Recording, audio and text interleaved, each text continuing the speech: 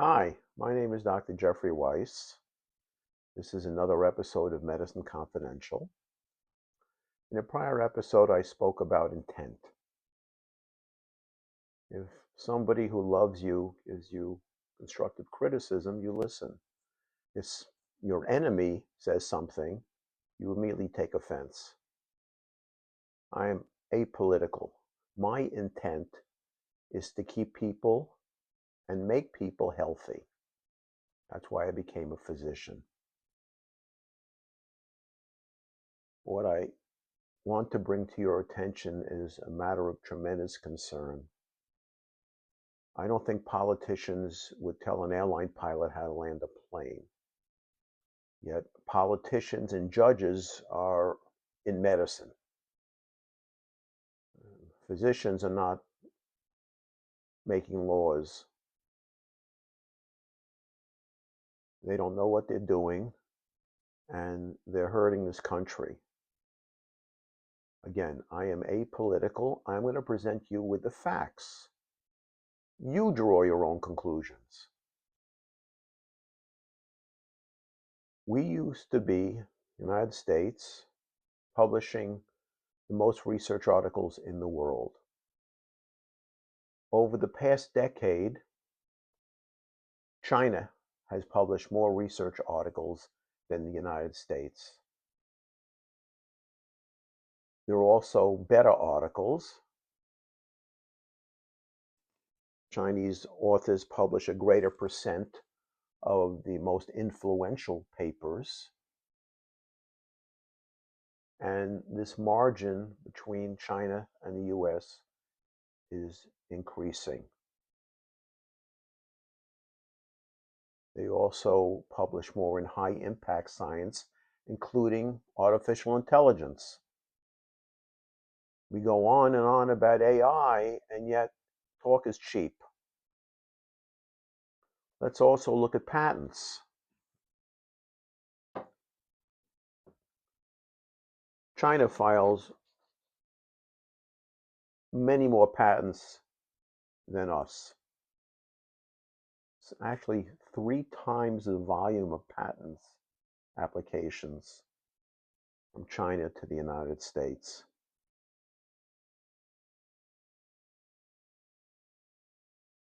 Though it's true we file the most foreign patents, it's also true that in the international patent system,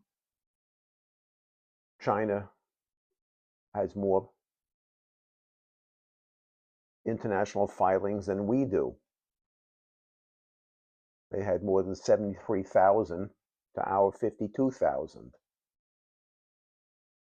Now, it's true that the population of China is 4 times ours, but all this happened in the last decade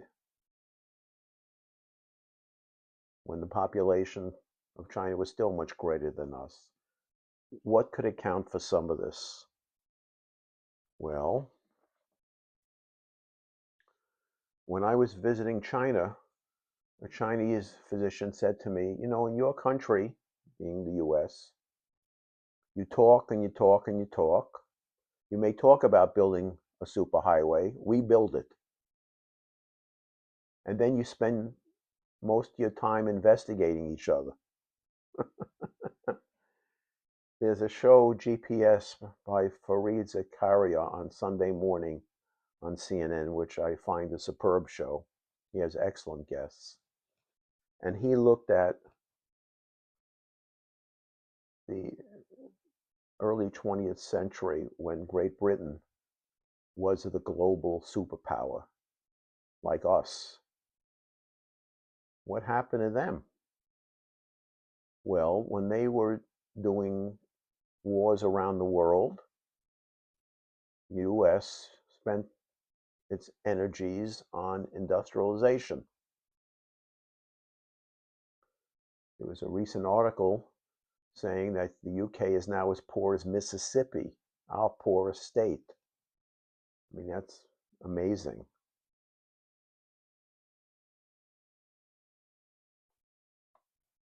Recently, there's been a proposal that I'm going to just read to you the facts, and you make your own conclusion. This is coming from the US government. They want to change the final authority for peer review decisions from career scientists and program officers to senior political appointees. This gets back to my point earlier about politicians telling an airline pilot how to land a plane. Can a senior political appointee understand this? Next one, require that each approved award demonstratively advances the president's policy priorities. Next one, expands the authority to terminate active grants mid-award because they are deemed inconsistent with program goals or agency priorities. Prohibit federally funded collaborations with researchers in designated covered countries, which include China, Russia, and Iran. Well, that I understand. Require pre-approval for attendance at scientific conferences. This is where people learn. Prohibit the use of federal funds for journal publication costs. This is where people learn. I already said that the Chinese are publishing much more than us and better articles. Let me ask you this.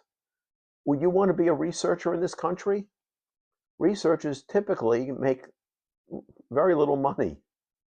They do it because they love it. But if this is killing your research, would you do this?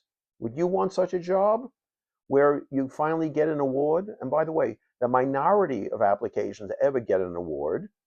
But in the middle of the award, some politician can say, nah, we don't want to do this anymore. And they suddenly stop your research and you have no salary. So I'll tell you, this is a concerted plan to destroy research in this country, except by large companies and billionaires or trillionaires. I mean, I couldn't come up with a better plan to destroy research in the United States than what's happening now. And that's really pathetic because we have the brightest people around here. I mean, look what we've accomplished.